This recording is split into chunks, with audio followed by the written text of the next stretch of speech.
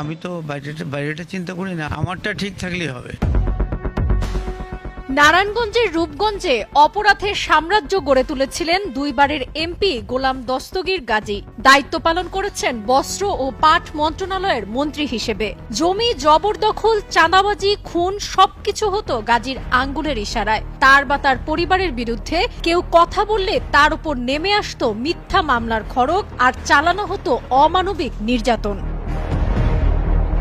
গত 15 বছর খাদুন, রূপসী ও কর্ণগোপ এলাকার মানুষ গাজীর অত্যাচার ও নির্যাতন মুখ বুজে সহ্য করেছে। অবশেষে বৈষম্য বিরোধী ছাত্র আন্দোলনের মধ্য দিয়ে রূপগঞ্জের প্রতাপশালী গোলাম দস্তগীর গাজীর সাম্রাজ্যের পতন ঘটে। ক্ষোভে ফেটে পড়ে এলাকাবাসী। লুটেরা গাজীর 2 কারখানায় রীতিমতো লুটপাট চালায়, অগ্নিসংযোগ করে জ্বালিয়ে দেয় সবকিছু। লেজ গুটিয়ে পালিয়ে যান গোলাম দস্তগীর গাজী।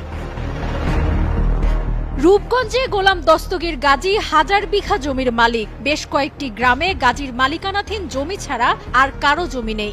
এলাকা ঘুরে জানা যায় রূপসী খাদুন এলাকায় কেউ জমি কিনতে পারবেন না বলে অলিখিত ঘোষণা দেয়া ছিল। বিভিন্ন চিহ্ন দিয়ে ওই জায়গায় থাকা বিল ও জলাশয়ের অবস্থানও গাজীর সম্পত্তি বলে দেখানো হতো। খাদুন এলাকায় বিশাল জায়গা জুড়ে রয়েছে গাজী টায়ার উৎপাদন কারখানা। স্থানীয়রা অভিযোগ করে বলেন, 2005 সালে ঢাকা সিলেট মহাসড়কের খাদুন এলাকায় কিছু জমি কিনে গাজী টায়ার কারখানার কাজ শুরু হয়। এরপর 2008 সালে আওয়ামী লীগ ক্ষমতায় আসার পর শুরু করে জমির জবরদখল। খাদুন এলাকার সাধারণ মানুষের জমি জোরপূর্বক দখল করে গড়ে তুলে গাজী টায়ার কারখানা। দ্বাদশ জাতীয় সংসদ নির্বাচনের জন্য জমা দেওয়া হলফনামা অনুযায়ী স্থাবর ও অস্থাবর সম্পত্তি মিলিয়ে গোলাম দস্তগীর গাজী প্রায় 1446 কোটি টাকার মালিক। এই সম্পদের বিপরীতে তার ব্যাংক ঋণ 935 কোটি টাকা, সব মিলিয়ে দেনা 1022 কোটি টাকা।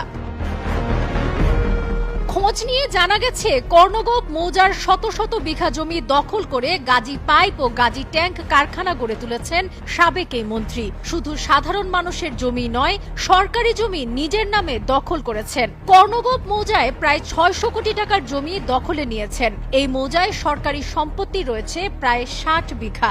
এছাড়া হিন্দুদের পড়ে থাকা কয়েক বিঘা জমি দখলে নিয়েছেন তিনি।